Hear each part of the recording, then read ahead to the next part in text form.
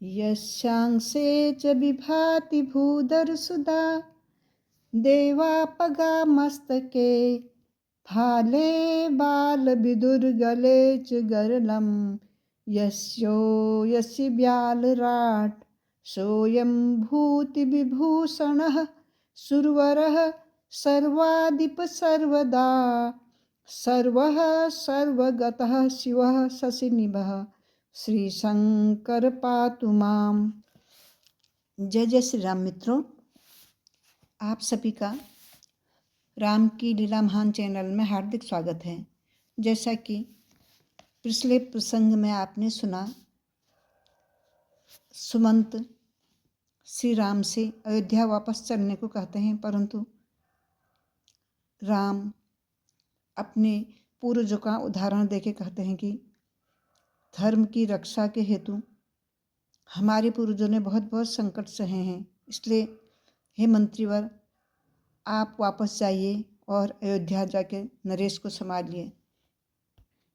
मंत्री सुमंत राम को प्रणाम करके अयोध्या के लिए विदा होते हैं और श्री राम केवट से कहते हैं कि हे सखा, नौका ले आओ और हमें पार उतार दो। केवट कहते हैं, हे महाराज, हमारे पास तो एक ही नाव है, दो चार नाव नहीं है। लक्ष्मण कहते हैं, तो भाई हमको भी तो एक ही नाव से पार करना है, दो चार का इसमें कोई प्रयोजन ही नहीं है। तो केवट कहते हैं कि इसी नाव से तो हम पूरे परिवार को पालते हैं, यही हमारा व्यापार है। लक्ष्मण कहते हैं, तो क्या डर है, पाला करो और हमें पार कर दो।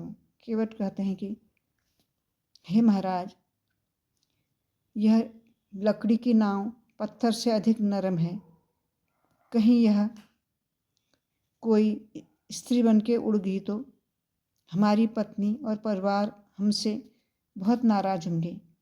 राम कहते हैं कि हे सखा, हम समझे नहीं, तुम साफ साफ कहो। लाऊं नाव सुनो भयहारी, परमो को यह संशय भारी।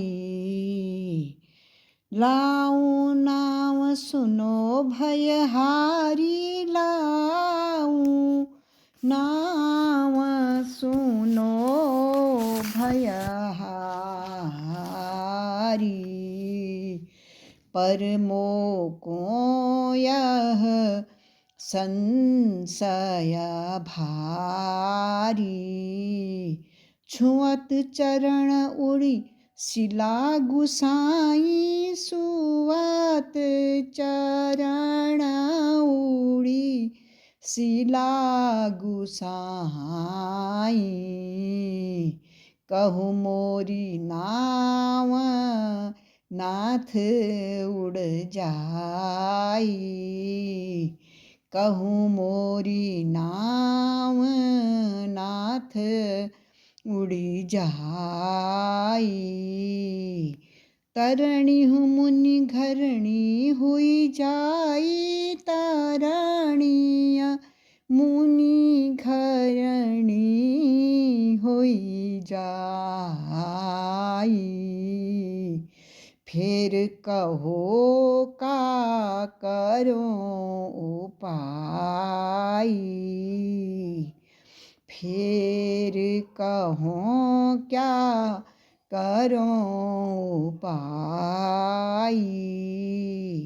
जो प्रभु पार अवश्य गा चाहे हूँ, जो प्रभु पार अवश्य गा चाहे हूँ। मोहि पद पदम पखारन कहे हूँ। केवट कहते हैं कि हे महाराज, यदि हमारी नाव भी मुनि की पत्नी बनकर उड़ जाएगी तो फिर मैं क्या करूँगा, मैं कैसे अपने परिवार को पालूँगा। इसलिए हे प्रभु, यदि आपको पार लगाना है तो मैं आपके चरणों को पहले धोऊंगा, फिर आपको पार लगाऊंगा। श्री राम कहते हैं, जिस प्रकार नाव न उड़े सो उपाय करो। अच्छी बात है, आप हमारे पाँव धो लो और नाव से हमें गंगा जी को पार करा दो। और हंसने लगते हैं। बोलो सियापति रामचंद्र की जय। सेज अगले प्रसंग में देखना न भूलें।